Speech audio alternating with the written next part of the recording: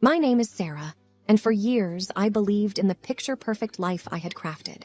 A devoted husband, a beautiful daughter, and a home filled with laughter.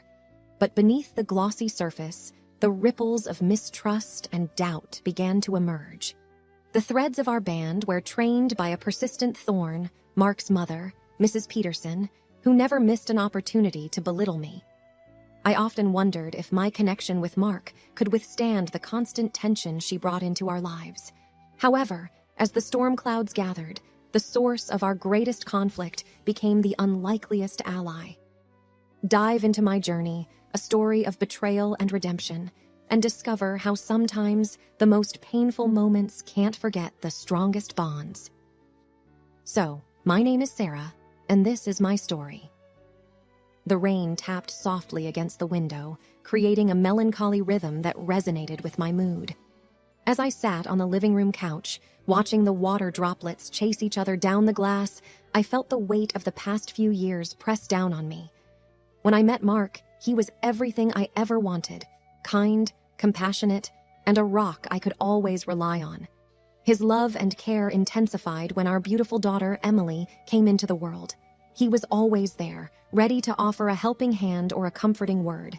It made me feel cherished and adored. But as it often goes in life, not everything was picture perfect. The one thorn in our otherwise blissful life was Mark's mother, Mrs. Peterson. From the moment I was introduced, the disdain was clear. Her eyes, faded with age, would sweep over me critically, finding faults in everything. From the way I held Emily to the taste of the casserole I'd so carefully prepared for our first family dinner together. "I just don't understand why she can't clean up a bit," she'd murmur to Mark when she thought I wasn't in earshot. Or, "The child looks malnourished. Doesn't Sarah feed her properly?" I said to myself, trying to breathe through the frustration. "It's just the way she is. Don't let her get to you." But her words stung, particularly since Mark never defended me. He would either brush her comments aside or nod in agreement.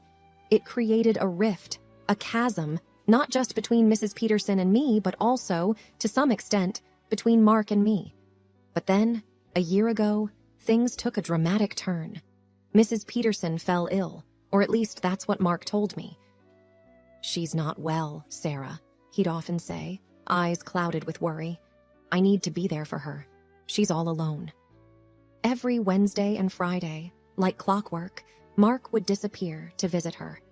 He'd come home late, looking drained and exhausted. Sometimes he'd carry containers, remnants of food he'd prepared for her, or medicine vials that hinted at the gravity of her illness.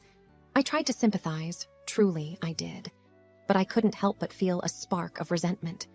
Here was a woman who had never shown me a shred of kindness, and now her son, my husband, was bending over backward to cater to her every need. One Wednesday evening, as Mark was about to leave, Emily clung to his leg, her big blue eyes filled with tears.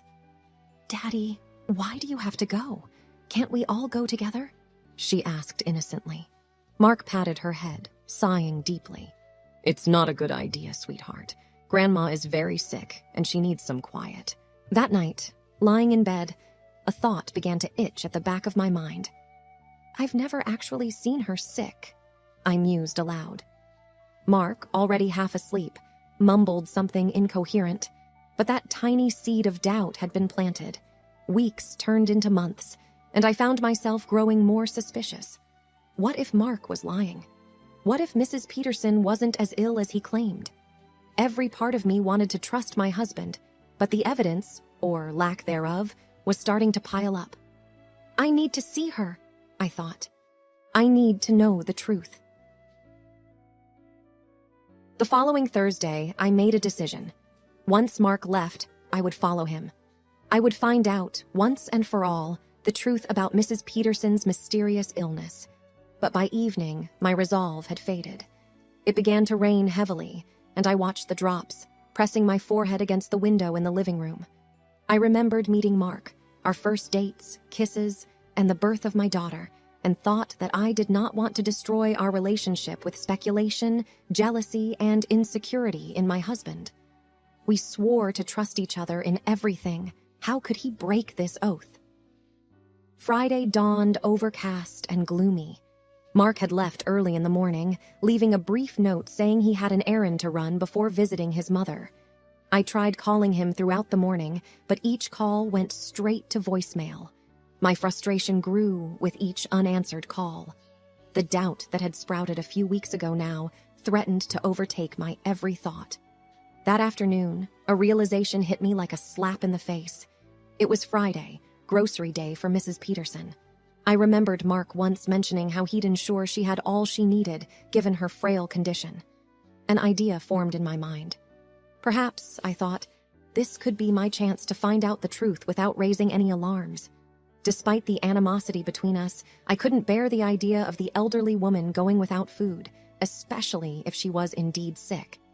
I drove to the supermarket and began filling a cart with the essentials: fresh vegetables, canned goods, milk, bread, and a few treats that I recalled Mark mentioning were her favorites.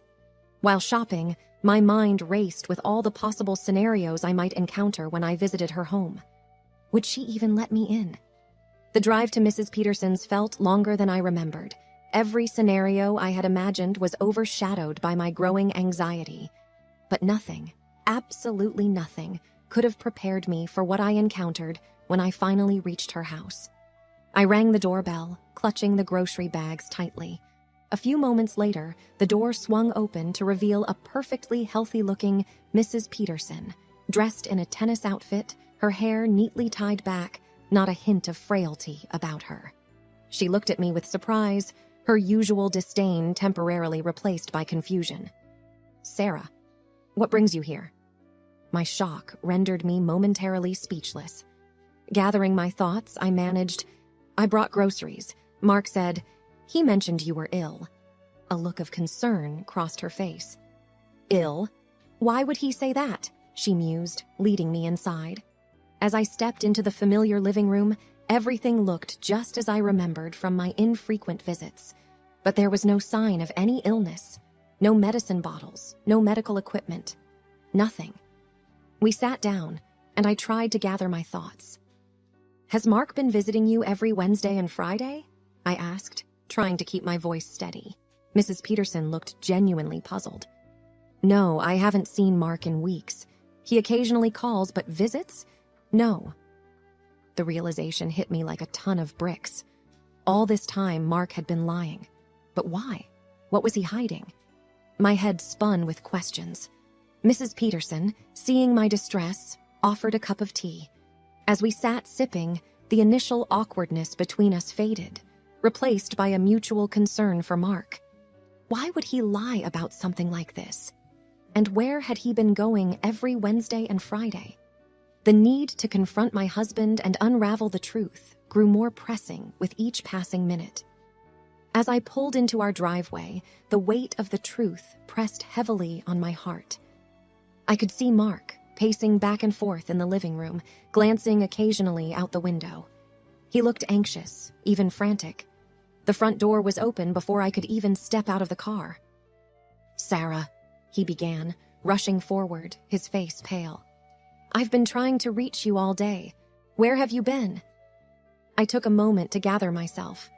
The betrayal, the deceit, the countless lies. They all bubbled up, demanding an outlet. Taking a deep breath, I met his gaze squarely. "I went to see your mother." Mark froze, his face turning an even paler shade. What did you—" he stammered. "I know, Mark," I whispered, my voice thick with pain. "I know about the lies. I know she's not sick." For what felt like an eternity, we stood there, locked in a silent confrontation. Finally, Mark's shoulders slumped in defeat, and he looked away, unable to meet my gaze. "There's someone else," he admitted, his voice barely audible. "I've been seeing Camilla on Wednesdays and Fridays for the past few months." The finality of his words echoed in the hollow space that had once been our loving home. The trust, once unbreakable, had been shattered into a million pieces. Tears streamed down my face, not just for the love lost, but for the life we had built and the promises we had made. Weeks blurred into a haze of lawyers, papers, and tearful nights. The divorce was swift, fueled by Mark's guilt and my determination to protect Emily from any further pain.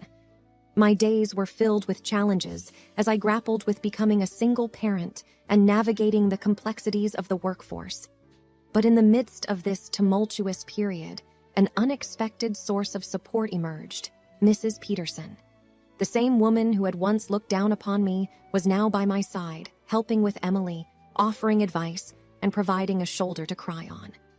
One evening, as we sat sipping tea in my kitchen, she looked at me with tears in her eyes. "I was wrong about you, Sarah," she admitted, her voice filled with regret. "I judged you without truly knowing you, and for that, I'm truly sorry." The months following saw a deepening of our bond. Where there had once been hostility and resentment, there was now understanding and compassion. Together, we faced the challenges thrown our way, finding strength in our shared experiences. As the days turned into weeks and weeks into months, I began to rebuild my life. With Emily and Mrs. Peterson by my side and a new job that I grew to love, I rediscovered myself. The scars of the past remained, but they no longer defined me. I had faced the worst and emerged stronger, ready to embrace whatever the future held.